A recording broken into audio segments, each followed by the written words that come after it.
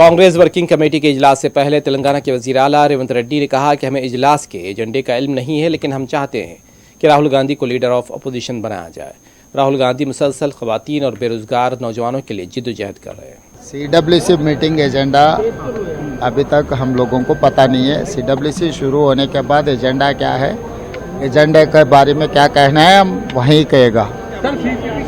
तो 140 करोड़ जनता की जो मांग है, हमारा भी वही मांग है। Rahul Gandhi ji has to take position as a leader of opposition, क्योंकि ये 10 साल से नरेंद्र मोदी जी सरकार जो किसानों के खिलाफ आवाज़ उठाए, बेरोजगारी में धोखा दिए, ऐसे सब सारे जनता को जो धोखा दिए, ये सब सारे मौके पे राहुल गांधी जी ने जिम्मेदारी उठाए। ये किसानों के लिए, बेरोजगार युवता के लिए, महिलाओं के लिए राहुल गांधी लगातार लड़ते रहा है। तो इसीलिए आज के तारीख में आप लोगों को कोई सवाल करने का कोई आपको मौका भी नहीं मिलेगा।